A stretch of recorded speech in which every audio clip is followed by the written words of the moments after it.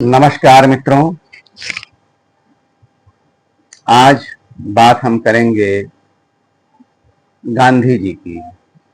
मोहनदास करमचंद गांधी, जिन्हें महात्मा जी भी कहा जाता है, राष्ट्रपिता तो खैर बना ही दिया गया है। गांधी जी की बात में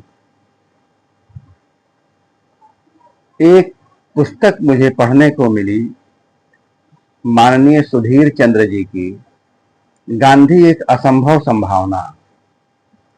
और रोचक पुस्तक है, पूरा पढ़ गया, लेकिन जब पढ़ के विचार करने लगा तब समझ में आया कि कितनी महीन कलाकारी की गई है इस देश में गांधी को स्थापित करने के लिए। जो जो बातें वहां लिखी हैं, जब उनकी तह में जाएंगे तब समझ में आएगा कि कितनी महीन कलाकारी की गई है गांधी को महामानव बनाने के लिए। और इसका कारण था, गांधी को महामानव बनाने से अंग्रेज सुरक्षित थे, कितने लोगों के निहित स्वार्थ सुरक्षित थे,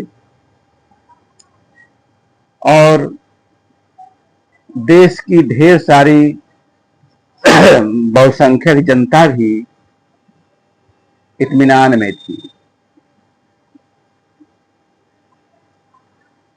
तो यह महामानव बनने का मामला कैसे कैसे हुआ, इसको विचार करेंगे, बहुत गहरे में विचार करेंगे तब समझ में आ सकता है। यहां गांधी की क्षमता से भी इनकार नहीं किया जा सकता। निसंदेह वे बेहद विद्वान आदमी थे, बेहद दृढ़ प्रतिज्ञ आदमी भी थे, और इसी के नाते उन्होंने इन सारी चीजों को, अद्भुत महानता को अंजाम दिया। एक बात और समझ में आती है कि शायद एक गंभीर नाटक करते करते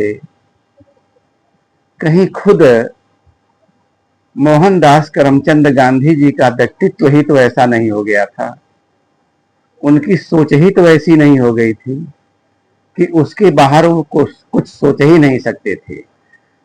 जो उनके मन में आता था, जिसको वे अपनी अंतरात्मा की आवाज कहते थे, वही उनके लिए परम सत्य था।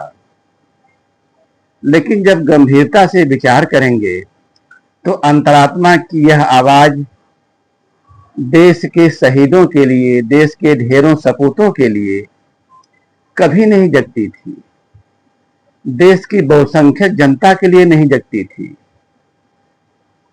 देश की सभ्यता संस्कृति के लिए नहीं जगती थी। गीता वो लेके चलते जरूर थे, लेकिन गीता से उन्होंने इस जनता को केवल भरमाया ही। अन्यथा गीता का तो सबसे बड़ा उद्देश्य और गीता के पूरे प्रवचन का मतलब ही यही है कि धर्म के लिए युद्ध करो, अधर्मी का नाश करो। लेकिन गांधी ने क्या कहा? अधर्मी को बर्दाश्त करो, तुम्हारा धर्म रहे या न रहे, तुम रहो या न रहो, इसका कोई मतलब नहीं है गांधी के हिसाब से।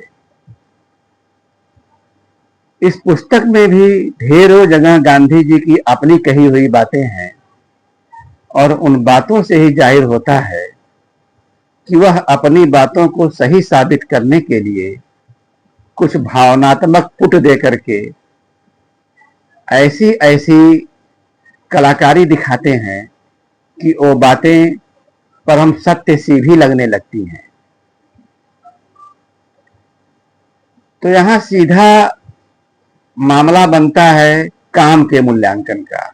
और जब हम गांधी के काम देखेंगे, नेहरू जी के काम देखेंगे, तो वहां साफ समझ में आता है कि दोनों जगह एक जादूगरी बैठी हुई थी। उस जादूगरी के नाते ही इन्होंने देश के दिमाग पर राज किया, देश पर राज किया, और वास्तव में न देश को बनने दिया न देश को चढ़ने दिया, बल्कि किसी तरह देश बच गया, यही बहुत था। आज ही एक वीडियो मिला, उस वीडियो में आज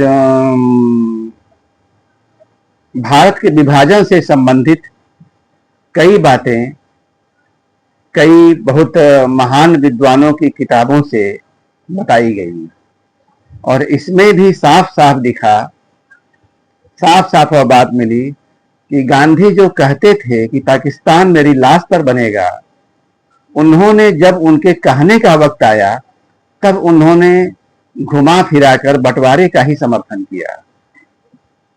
सत्य और अहिंसा, सत्य अहिंसा उनका बहुत बड़ा नारा था, लेकिन न वो सत्य के साथ थे और न अहिंसा के साथ थे।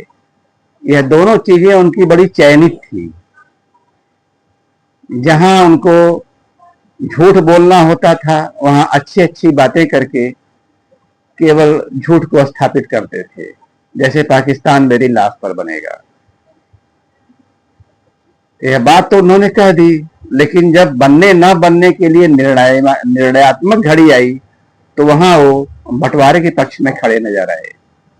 इसी तरह अहिंसा, अंग्रेजों की हिंसा उनको दिखती नहीं थी, लेकिन शहीदों की हिंसा, सपूतों की हिंसा उनको हर जगह नजर आ जाती थी। मुसलमानों की हिंसा दिखती नहीं थी, हिंदुओं की हिंसा हर जगह नजर आ जाती थी। तो ऐसी ही ढेरों बातें हैं। खैर, कविता की भी 4 पंक्तियां हैं आज गांधी और नेहरू के संदर्भ में, बस थोड़ा इस पर भी गौर फरमा लें। देश बनने को तड़पती अपनी बीमार जमीन के साथ जीते मरते, देश बनने को तड़पती अपनी बीमार जमीन के साथ जीते मरते, उसकी सांत्वना के लिए, उसकी सांत्वना के लिए ज्यों ही नाम लिया राष्ट्रपिता का, त्यों ही घृणा से स्याह हुआ चेहरा मेरी जमीन का। ज्यों ही नाम लिया राष्ट्रपिता का, त्यों ही घृणा से स्याह हुआ चेहरा मेरी जमीन का। ज्यों ही नाम लिया राष्ट्र निर्माता का, दर्द से बदन ऐंठने लगा, दर्द से बदन ऐंठने लगा मेरी जमीन का। ज्यों ही नाम लिया राष्ट्र निर्माता का, दर्द से बदन ऐंठने लगा मेरी जमीन का। मैं सुन्न हो रहा था कि मेरी जमीन ने संभाल लिया। मैं सुन्न हो रहा था कि मेरी जमीन ने संभाल लिया, और कहने लगी कि अब भी नहीं गया भोलापन तुम्हारा, और कहने लगी कि अब भी नहीं गया भोलापन तुम्हारा। जो अब भी समझ रहे राष्ट्रपिता, राष्ट्र निर्माता, सारे रोगों के पिता और पालक को, जो अब भी समझ रहे राष्ट्रपिता और राष्ट्र निर्माता, सारे रोगों के पिता और पालक को, देश न बनने देने वाले मदारी को, देश न बनने देने वाले मदारी को, सद्यजात आजादी का गला घोटने वाले को, सद्यजात आजादी का गला घोटने वालों को मैं सुन्न हो रहा था कि मेरी जमीन ने संभाल लिया, कि अभी नहीं गया भोलापन तुम्हारा। जो अभी समझ रहे राष्ट्रपिता, राष्ट्र निर्माता, सारे रोगों के पिता और पालक को, देश न बनने देने वाले मदारी को, सद्यजात आजादी का गला घोटने वालों को। आज बस इतना ही। नमस्कार।